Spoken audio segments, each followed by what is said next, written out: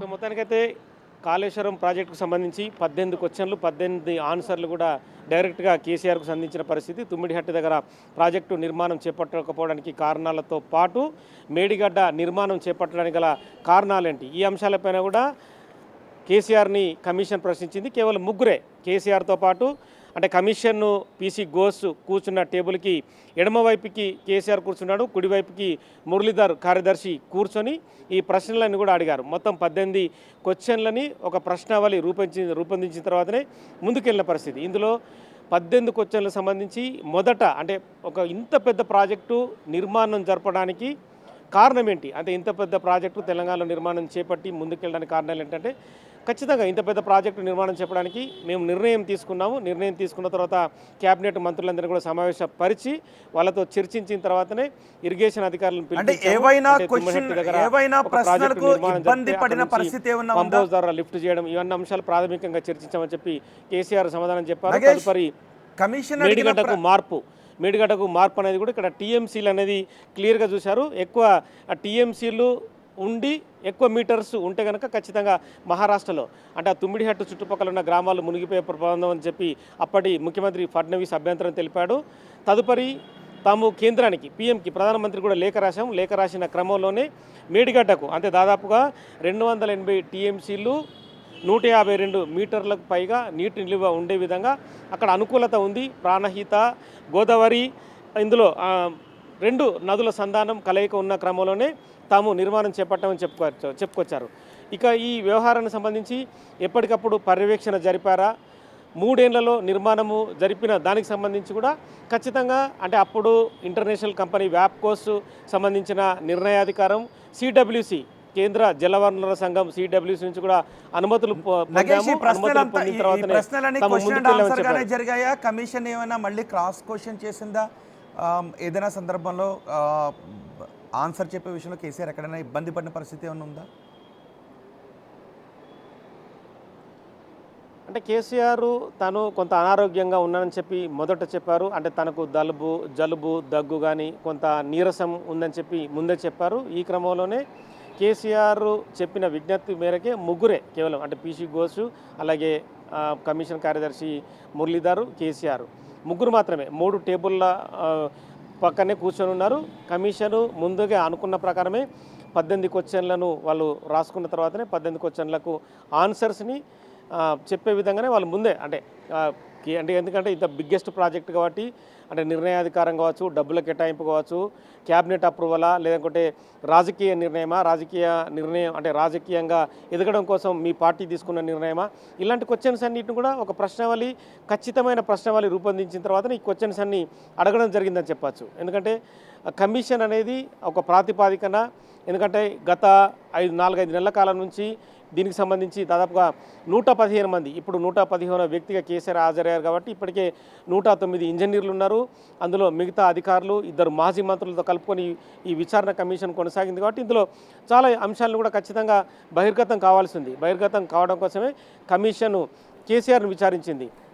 అంటే ఇప్పుడు పగుళ్ళు రావడం, బ్యారేజ్ కూలిపోయే ప్రమాదం ఉండడం, నీటి నిల్వ అనేది కూడా ఎక్కువ నీటి నిల్వ ఉంచడం కూడా బ్యారేజ్కు కొంత ప్రమాదం సంభవించింది. వాటికి సంబంధించి కూడా క్వశ్చన్లు కేసీఆర్ని అడిగింది. ఎందుకంటే అంత పెద్ద నీటి నిల్వ జరిగేటప్పుడు మీకు సమాచారం లేదని. అంటే ఇరిగేషన్ అధికారులు చూసుకుంటారు, అధికారులు ఇంజనీర్లు చూసుకున్న తర్వాతనే వాళ్ళు మరి ఆ నిర్ణయాధికార లోపానికి సంబంధించి కూడా తదుపరి సమాచారం చెప్పారు. ఆన్సర్ కూడా కేసీఆర్ నుంచి వచ్చింది. ఎందుకంటే ఇప్పుడు బ్యారేజ్ పరిస్థితి బాగలేదు, ఆ నిర్మాణానికి సంబంధించి మాత్రం క్వశ్చన్స్ రాలేదు.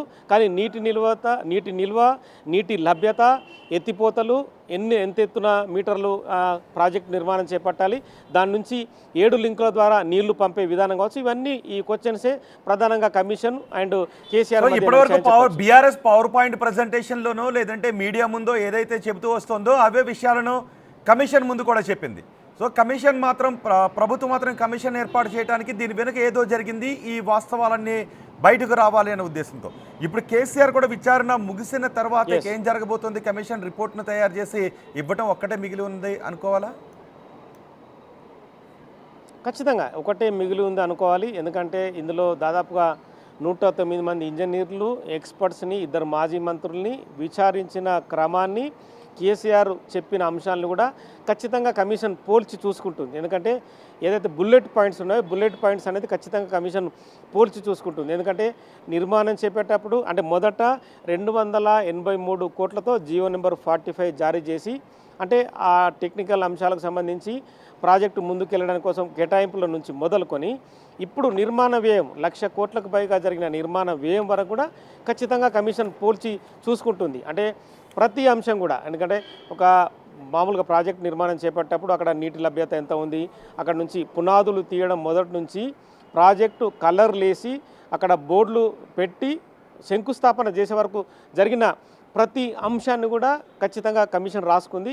వీటన్నింటినీ పోల్చి చూసుకున్న తర్వాతనే ప్రభుత్వానికి నివేదిక ఇస్తుందా లేదా అనేది కూడా తదుపరి అంశం.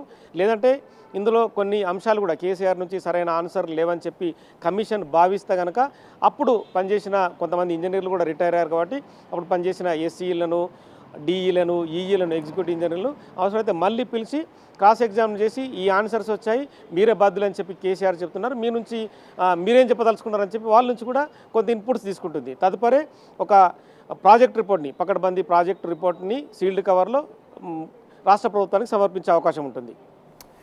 రైట్ నగేష్, కాళేశ్వరం కమిషన్ ముందు విచారణకు హాజరయ్యారు మాజీ ముఖ్యమంత్రి కేసీఆర్. కాళేశ్వరం కమిషన్ కేసీఆర్ని సుమారు 50 నిమిషాల పాటు విచారించింది. సుమారు 18 క్వశ్చన్స్ కేసీఆర్ ముందు ఉంచినట్టుగా తెలుస్తోంది.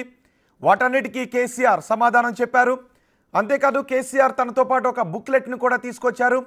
అందులో ఆపరేషన్స్ అండ్ మెయింటెనెన్స్కి సంబంధించిన వివరాలతో పాటు జీవో నెంబర్ 45కి సంబంధించిన వివరాలతో కూడిన ఒక బుక్లెట్ని కమిషన్కి ఇచ్చినట్టుగా తెలుస్తోంది. ఇప్పటికే మొత్తం 115 మంది సాక్షులను కమిషన్ విచారించింది.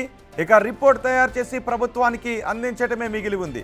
అయితే రిపోర్ట్ తయారు చేసి ప్రభుత్వానికి అందిస్తుందా లేదంటే ఇంతకుముందు అసోసియేట్ ఇన్పుట్ ఎడిటర్ నగేష్ అన్నట్టుగా మళ్ళీ కొంతమంది ఇంజనీర్లను మళ్ళీ ప్రజాప్రతినిధులను పిలిచి క్రాస్ విచారణ జరిపే అవకాశం ఉందా? అందరూ చెప్పిన వివరాలను సమాధానాలను అన్నిటినీ బేరీజు వేసుకొని మరోసారి హాజరు కావాల్సిందిగా నోటీసులు ఇచ్చే అవకాశం ఉంటుందా? ఇప్పటి వరకు సేకరించిన సమాచారంతో రిపోర్ట్ను తయారు చేసి ప్రభుత్వానికి ఇస్తుందా? ఆ రిపోర్ట్ ఆధారంగా తదుపరి చర్యలు ఏ విధంగా ఉండే అవకాశం ఉంటుందనేదే ఇప్పుడు పెద్ద ఎత్తున రాజకీయ వర్గాల్లో చర్చ జరుగుతుంది. మాజీ ముఖ్యమంత్రి కేసీఆర్ బీఆర్కే భవన్ దగ్గరకు కమిషన్ ముందు హాజరు కావడానికి వచ్చినప్పుడు బీఆర్ఎస్ శ్రేణులు కూడా అక్కడికి వచ్చారు. హరీష్ రావు కూడా అక్కడ మనకి కనిపిస్తున్నారు. కానీ ఈరోజు కవిత మాత్రం రాలేదు. కవిత రాకపోవడంపై కూడా రాజకీయ వర్గాల్లో చర్చ జరుగుతుంది. కేసీఆర్కు నోటీసులు పంపిస్తే ట్విట్టర్లో స్పందిస్తారంటూ కవిత మొన్న ప్రశ్నించారు, చిట్చాట్లో మాట్లాడారు. కానీ ఇప్పుడు కవిత ఎందుకు రాలేదు అనే విషయంపై కూడా చర్చ జరుగుతుంది. నిన్న బస్ పాస్లో రేట్లు పెంచారు అని కవిత జాగృతి ఆధ్వర్యంలో ధర్నాలు చేశారు. కానీ ఈరోజు కాళేశ్వరం కమిషన్ ముందు విచారణ అప్రజాస్వామికమని మొత్తం బీఆర్ఎస్ అంటూ ఉంటే కవిత ఎందుకు రాలేదు అంటూ కూడా పెద్ద ఎత్తున చర్చ జరుగుతోంది. సో కేసీఆర్ విచారణకు హాజరైన తర్వాత బీఆర్కే భవన్ దగ్గర నుంచి కేసీఆర్ ఆయన నివాసానికి వెళ్తున్న దృశ్యాలు కూడా మీరు ఆర్టీవీ స్క్రీన్ పైన చూస్తున్నారు. ఇప్పటికే కాళేశ్వరం 2 పిల్లర్లు కుంగటం, గత అసెంబ్లీ ఎన్నికలకు ముందు 2 పిల్లర్లు కుంగటం ఎన్నికల్లో కూడా పెద్ద ఎత్తున ప్రభావాన్ని చూపించింది. రాజకీయంగా పెద్ద ఎత్తున దుమారం చెలరేగుతుంది. కాంగ్రెస్ బీఆర్ఎస్ మధ్య మాటల యుద్ధానికి దారితీస్తుంది. అటు బీజేపీ కూడా కాళేశ్వరం ప్రాజెక్ట్ బీఆర్ఎస్కు ఏటీఎంలా మారింది అంటూ విమర్శలు సంధిస్తూ ఉంది.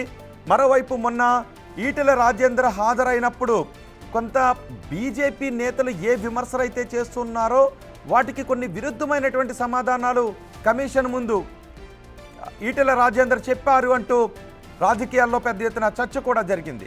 అంతా కూడా మంత్రివర్గం ఆమోదంతోనే జరిగింది అని మంత్రులు చెబుతూ ఉన్నారు. మంత్రివర్గం ఆమోదం, ప్రభుత్వ ఆదేశానుసారం మాత్రమే, ప్రభుత్వ ఆమోదం ప్రకారమే ఈ ప్రాజెక్ట్ నిర్మాణం జరిగిందని చెప్తున్నారు.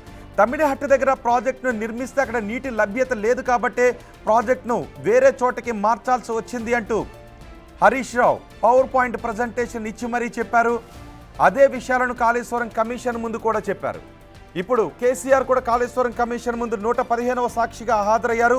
అయితే కేసీఆర్ ఇన్ కెమెరా ప్రొసీడింగ్స్ను కోరారు. ఆరోగ్యం బాలేదని, అనారోగ్యంగా ఉంది అని, తను ఒక్కరినే విచారించాలి అని కమిషన్ను కోరడంతో పీసీ ఘోష్ కేసీఆర్ ఒక్కరినే లోపలికి పిలిచి ఆయన ఒక్కరితోనే మాట్లాడారు.